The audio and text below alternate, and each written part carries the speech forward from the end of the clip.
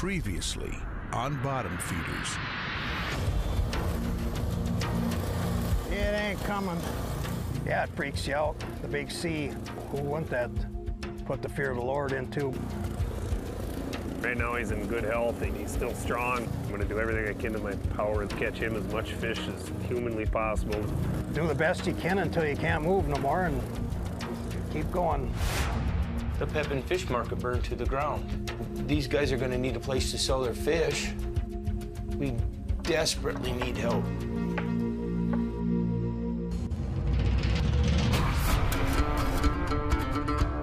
Carp, sheephead, buffalo, and suckers. For most Americans, these bottom feeders have no place in our lakes or on our plates. But there are fishermen who have found opportunity.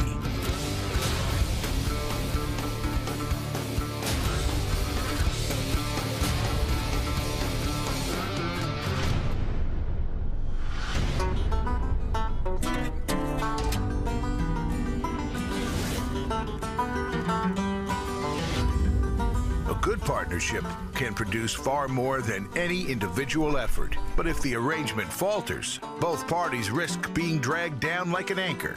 In Illinois, Tim Adams and Jeff Reederman have an opportunity jumping right at them. Like downtown! I don't know much about those silver carp. It's my first time. It'll be a learning experience. All right, now you can start to go that way. Fishing for the flying carp or the silver carp. There's just trillions of these fish down here. It's just crazy. We definitely could use the cash. Fishing for low-priced silver carp is a case of quantity instead of quality. Decent-sized haul will make a good amount of money. You can really get into a lot of trouble out here laying this kind of net out. Today, Tim and Jeff are trying an old technique on a huge scale. We're just gill netting the fish. We're going to use about 10,000 feet of net. Gill netting is an ancient but highly effective technique. A series of vertical panels are dropped to the bottom of the water. Fish are caught three ways: wedged, tangled, and gilled. It's kind of a pain in the butt versus seinen, but it's a good way to get a bunch of fish. You don't have to worry about getting snagged up, mudded in. That's not an issue with the gill nets. And we'll drag the fish down into this U, and we'll use the rest of this and layer across. Yeah, the large-scale gill net operation is definitely new to me. For me, 10,000 feet of gill net's an awful lot of doggone gill net. We never would dream of using that much up to the north.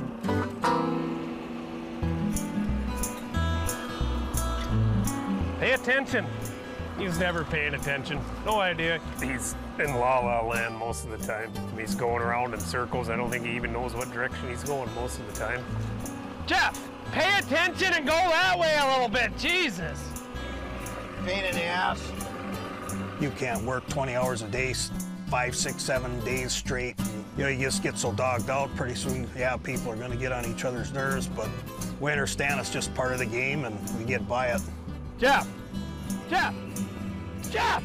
You better watch out or he'll be wrapped up in that gill net.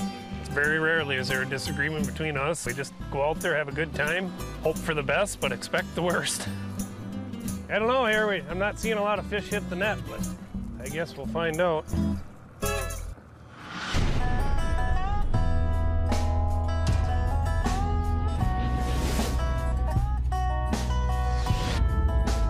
For any small business, growth is a goal and a challenge. To meet growing demand for fish, Jeff Ritter is trying to expand his team.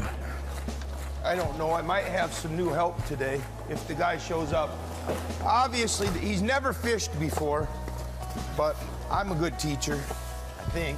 Business has definitely picked up a lot, and it's now turning to the point where it's getting a little stressful. We don't have enough manpower. Hell time is it? 10 to 10. I thought he was going to be here at 9 o'clock.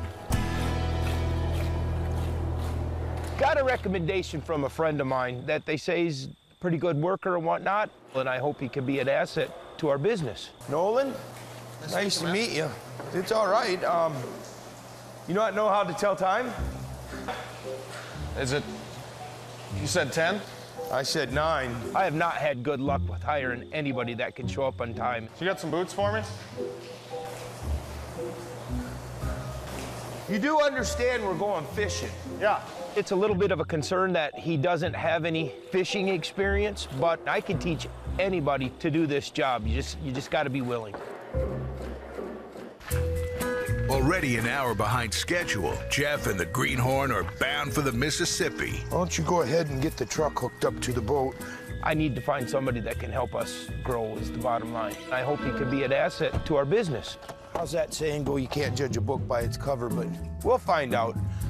usually I'm a pretty patient one. Are you serious?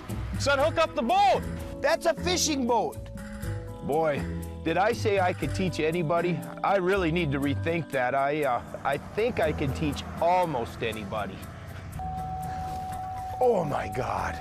I'm hooking it on. Don't move. What year did silver carp first appear in the United States? The answer is C.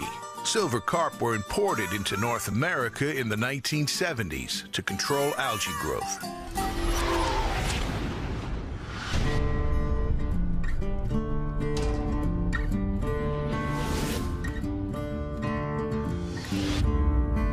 Back on the Illinois, Tim and Jeff have 10,000 feet of gill net in the water. We kind of set this trap, and then we come across, we actually end up encircling the whole school of fish at the end of this net.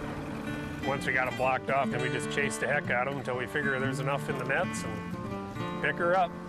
I like to go back down that net a little ways and then make a loop. We're gonna try and drive down this bank. How far down do you want to go? Oh, we'll go up to the landing. 10,000 feet of gill net out, and I can't see the other end of that net, and it's like, wow. With the gill net in position, the crew is almost ready to drive the fish into their trap. Hey, I might stop in. I got something I gotta grab out of my truck quick. Go ahead. I found out I got like a skin condition that's just right on the verge of going full-blown skin cancer. Watched a lot of family members die of cancer, but some of us have more time than others, you know. It's deal with it as it goes, but You know, you always worry about Jeff's health, and today there's something going on. He ain't himself today. It's good to have him out here fishing all the time, keep his mind off of whatever's bothering him, you know. there. I'm taking chemo drugs, and yeah, they make me sick. They make me forgetful. You're tired all the time. People waste too much time on self-pity, I guess. As far as I'm concerned, I'll have plenty of time to rest once I'm dead, and I'll just do the best I can until then. Still moving today, that's all that counts.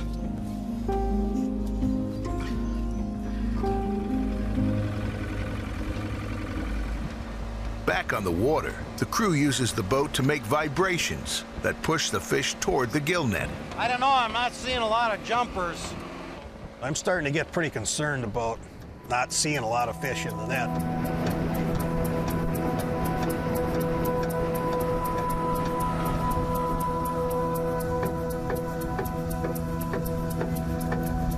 Holy look at that net. Look at that son of a... The extent of the resource becomes pretty apparent at that point, to jumping like you're inside of a popcorn machine. You're not supposed to jump over the net. As soon as you see them fish jumping out of the water in them big numbers, and you know, yep, finally, you know, you did it right. I hold silver and away! That net is on fire, look at that. We can make a lot of money down here in a short period of time.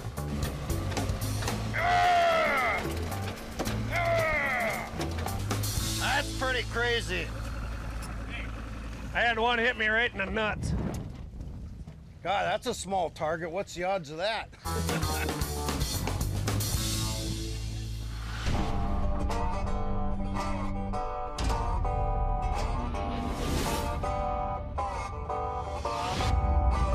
Jeff and the rookie Nolan finally arrive at the river. Gonna hit the Mississippi River, hope for the best, try to get a couple of boatloads of buffalo would really help with the orders. Hey, Nolan? Yeah, we're here. I don't mean to be a stickler, but when we're here, we want to get our stuff done. And Nolan, let's get going. I need help. I'm definitely going to give him the benefit of the doubt. I hope he can just kind of work into things. That phone can get in the way a little bit. With hours burned, Jeff and his temporary partner need to get nets in the water immediately. Come on! This is going to be a long day if he doesn't get off that thing. I hope he's looking up a fishing manual. Pull that truck out, would you, Nolan? Brake! The emergency brake! There you go, that a girl. Beautiful day to go catch. Buffalo prefer a habitat where they can forage for small crustaceans and larvae. The species is hard to find. For Jeff, the best chance for a good haul is to cast his net as much as possible. You Snapchat? Do I snap what? Come on, get in here. I'd like to snap that phone right in half. We're gonna go straight up there and then we're gonna string this net out that way. A small net like this is a two-man job. One handles the net while the other maneuvers the boat. Give her a little gas. Steer it more. There you go. Okay, slow down. There you go. Use your fisherman sense. I'm not sure if he's learning at all. I think that he's picked up on a couple of things, but it's so slow and frustrating. Angle right at the point of that island. That way. You're not paying attention. I can't understand what you're saying, Jeff. Not so much. You could go just a stitch faster.